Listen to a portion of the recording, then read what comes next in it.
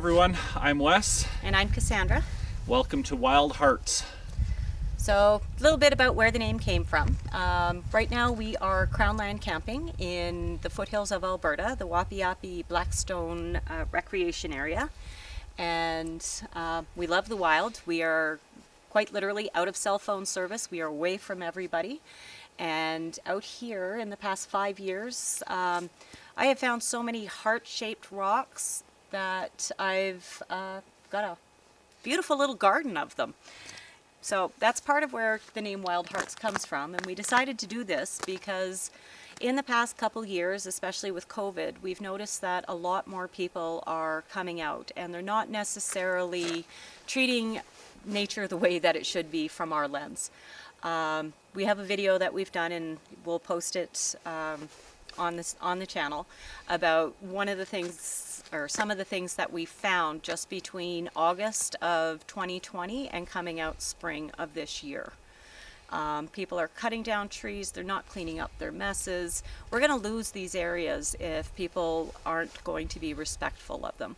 So we are doing this in the hopes that we educate people that maybe aren't aware of some of the things that you do that are not good for the area and highly detrimental, as well as hopefully to inspire some people to come out and experience camping like this. We do not like staying at campgrounds because we camp to get away. We don't want our neighbors right there. Our nearest neighbor right now is miles. That's our preference. The beautiful thing about this, again, no cell service, very few neighbors around or people out here. You get the fresh air. Like, there's so many advantages. You get beautiful, stunning views like behind us here. We normally camp down by the river, so we also have water trickling or running by us. There's always wildlife drinking out of that river just down from our campsite. We leave them alone, they leave us alone. It's a great experience. However, we're out here in spring, so getting to our regular site is a bit more of a challenge unless we wanted to go in a full-out tent, and we opted for the pop-up camper for this trip.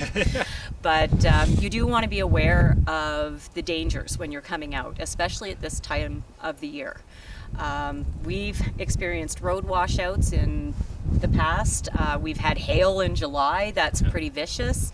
You never know what the weather's going to do, as much as you try and predict what it's going to be and target coming out when it's more safe, I guess. Yep. But you do want to be prepared because there's nobody out here. You need to rely on yourself, and you need to make sure that your backups have backups. Basically, like Cassandra said, there's washouts, there's wild animals. This time of year you have bears coming out of hibernation, you have cougars that are getting hungry and wandering around. We bring our dog Zeus, but that is more as an alarm to let us know if there's animals around. We know the risks involved. Our rig, our pop-up camper is designed for this kind of camping. It's got higher ground clearance, and it's got some pretty wicked tires for gripping. And we've done a bit more to make it that much more self-sufficient because we have experienced dead batteries. It's not fun. Wes will talk in another video about some of the things you can do to MacGyver and jumpstart your vehicle should that happen.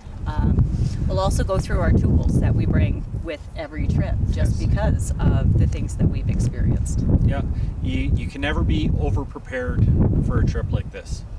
And doesn't matter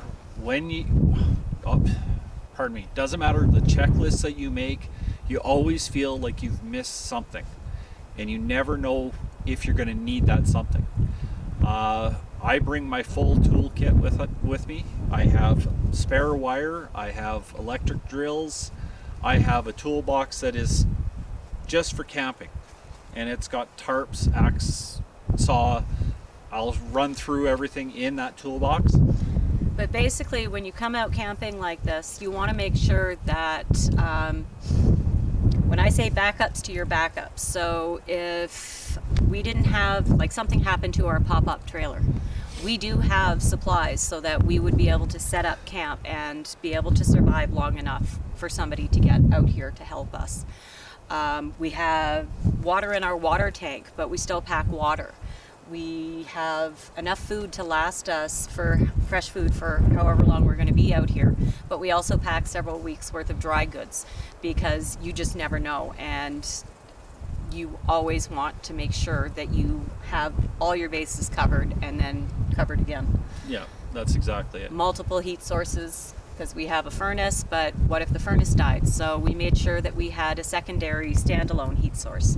Just things like that, and we'll go through all that with you. Yeah. Drop us a line. Let us know what you'd like to see.